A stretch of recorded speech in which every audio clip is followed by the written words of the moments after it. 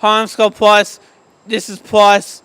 This is a series of interviews on provocation about provocative artists and activists. I'm here today at the Melbourne Star, where I'm joined by Adele Varcoe, who's a fashion designer who wears onesies, and she joins me right now. Adele Varcoe, thanks for your time. Thank you. So, what made you to start making costumes?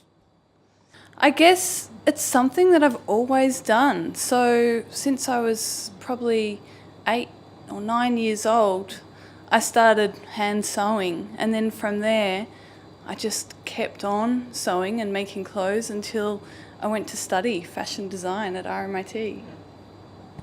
So who do you like make clothes for? Mainly myself and anyone who asks me to make clothes for them. You said you basically sort of like studied at uni.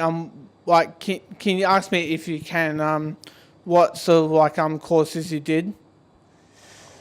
So I did fashion design, and that was mainly technically how to make clothes. And then there was sort of more conceptual components, then a bit of philosophy, a little bit of film, and a little bit of dance as well. But strangely, after finishing my degree in fashion, I actually went and made prosthetics for films. You said earlier that a few people on the street made a few rude comments here. Can you just tell me what sort of rude comments they made at that time?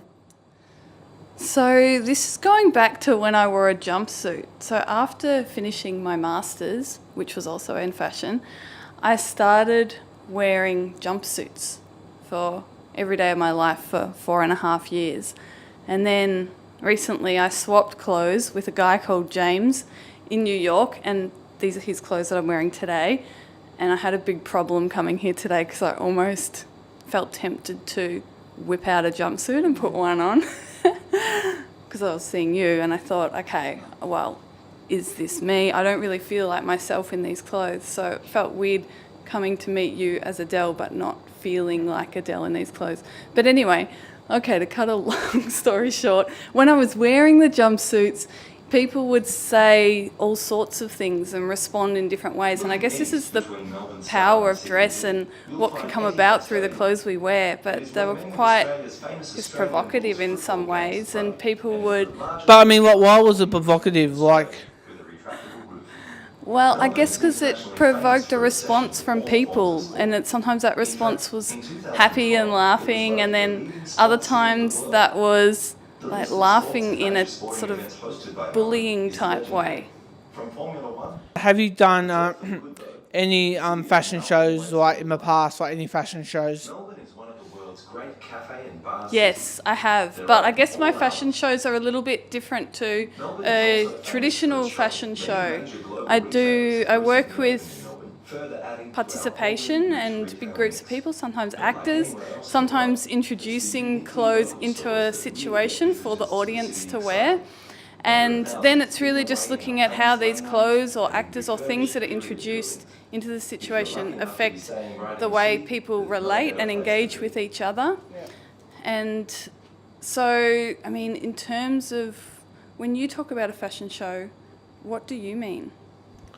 Just in terms of of what they call it. I don't know. I'm really not sure. I just kind of guess like the catwalk stuff like that. I'm just guessing. Yeah, it's true. And I guess that's the first thing I think of as well when I think about a fashion show. It's sort of elevated platform and a division between model and audience. Whereas I guess with the work I do, I try to blur that boundary, and because I think fashion's something that exists in everyday life. Like, we're all participating in it, and we're all, in some ways, maybe everyday life is a catwalk fashion show. So we're always looking to each other to inform the way we feel and what we choose to wear. I'll just ask this question. Just quickly.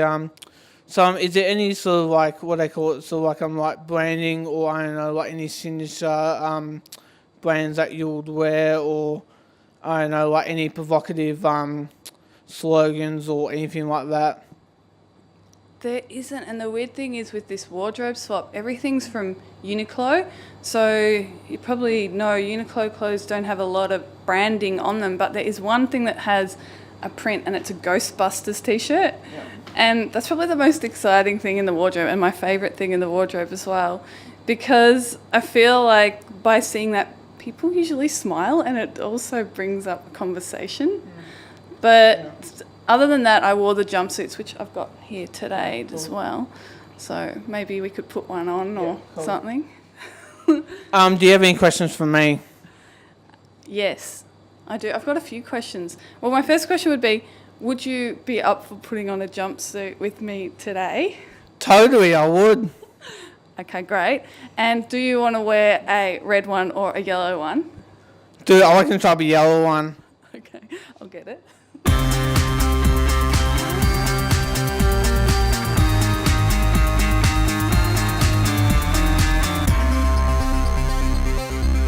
So what shocks you? I think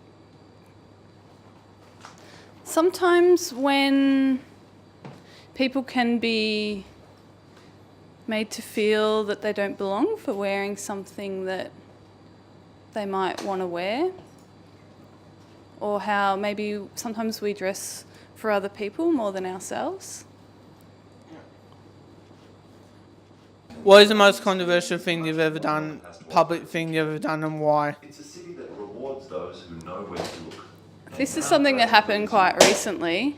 I actually, like you, put someone else into a jumpsuit and they walked the streets, and they had quite a confronting experience where people laughed at them and I guess said some things that I've experienced in the jumpsuit too.